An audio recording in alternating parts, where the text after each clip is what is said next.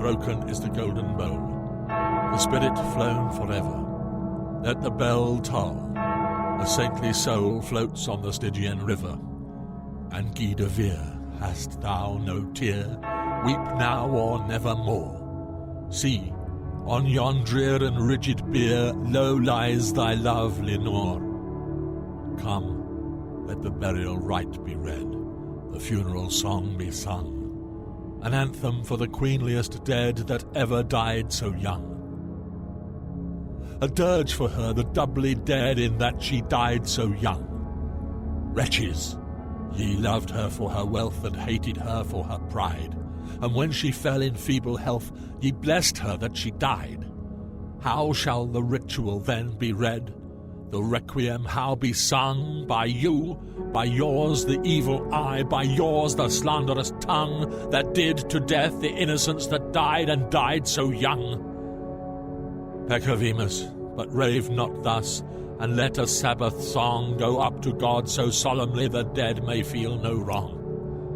The sweet Lenore hath gone before, with hope that flew beside, leaving thee wild for the dear child that should have been thy bride. For her, the fair and debonair that now so lowly lies, the life upon her yellow hair, but not within her eyes, the life still there upon her hair, the death upon her eyes. Avaunt, avaunt, from fiends below, the indignant ghost is riven from hell unto a high estate far up within the heaven, from grief and groan to a golden throne beside the King of heaven. Let no bell toll then, lest her soul amid its hallowed mirth should catch the note as it doth float up from the damned earth. And I, tonight, my heart is light, no dirge will I upraise, but waft the angel on her flight with a paean of old days.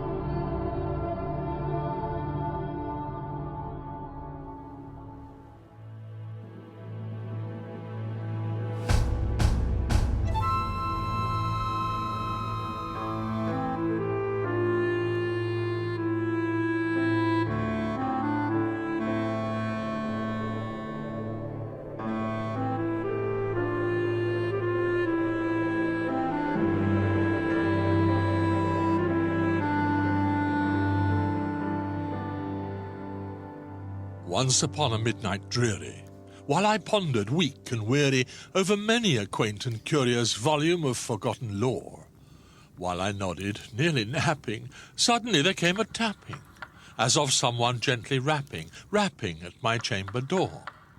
"'Tis some visitor," I muttered, tapping at my chamber door. Only this and nothing more.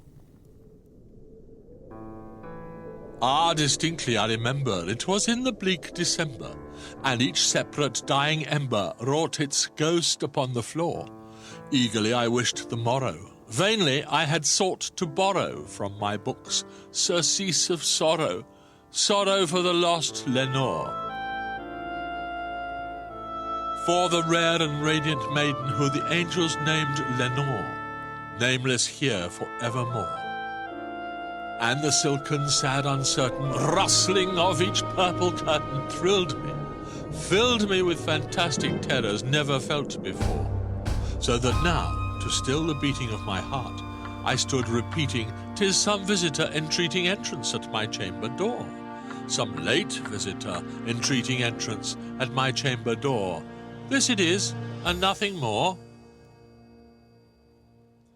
Presently my soul grew stronger, hesitating then no longer. "Sir," said I, "or madam, truly your forgiveness I implore, but the fact is I was napping, and so gently you came rapping, and so faintly you came tapping at my chamber door, that I scarce was sure I heard you."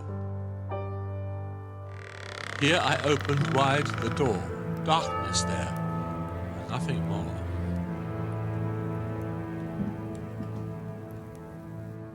Deep into that darkness peering, long I stood there wondering, fearing, doubting, dreaming dreams no mortal ever dared to dream before, but the silence was unbroken, and the darkness gave no token, and the only word there spoken was the whispered word, Lenore.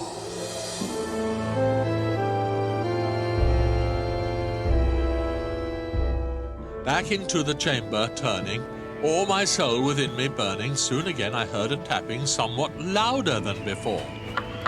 Surely, said I, surely that is something at my window lattice.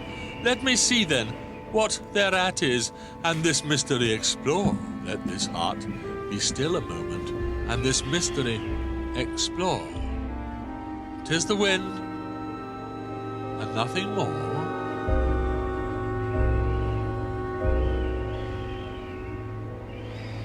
Open here I flung the shutter, when with many a flirt and flutter, in there stepped a stately raven of the saintly days of yore. Not the least obeisance made he, not a minute stopped or stayed he, but with mien of lord or lady, perched above my chamber door, perched upon a bust of Pallas, just above my chamber door, perched and sat, and nothing more.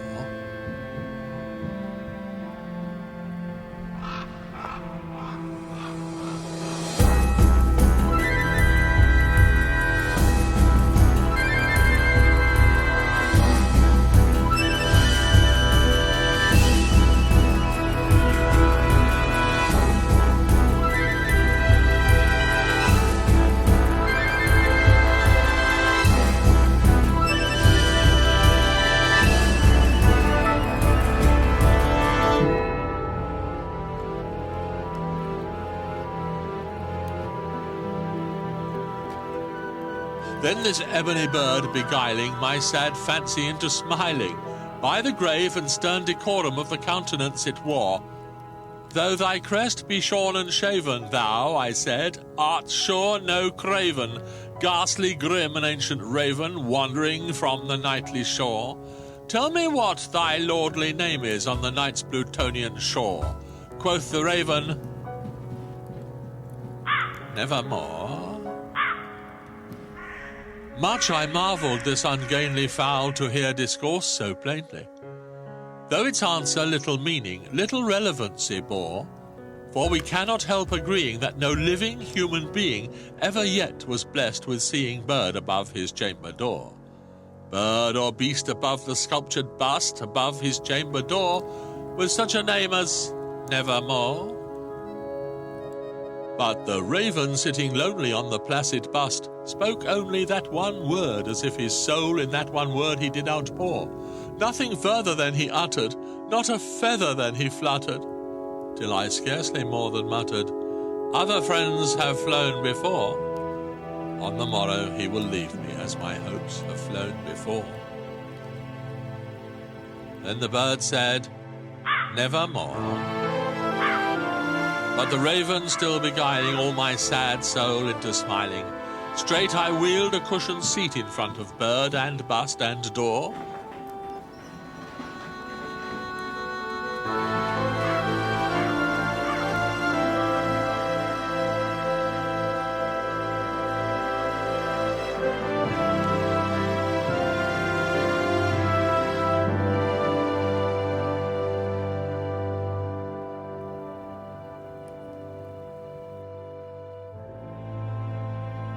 Then upon the velvet sinking, I betook myself to linking fancy unto fancy, thinking what this ominous bird of yore, what this grim, ungainly, ghastly, gaunt, and ominous bird of yore meant in croaking, nevermore.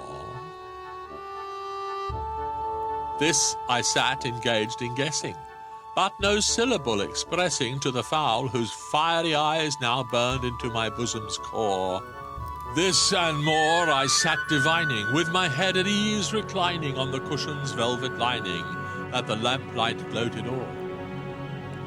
But whose velvet violet lining, with the lamplight gloating o'er, she shall press, nevermore.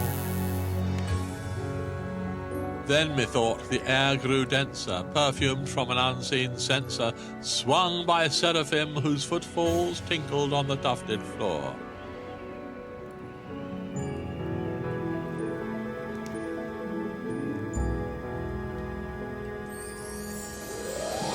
Wretch, I cried, my God hath lent thee, by these angels he hath sent thee respite and nepenthe from thy memories of Lenore. Quaff this kind nepenthe, and forget this lost Lenore, quoth the raven, nevermore.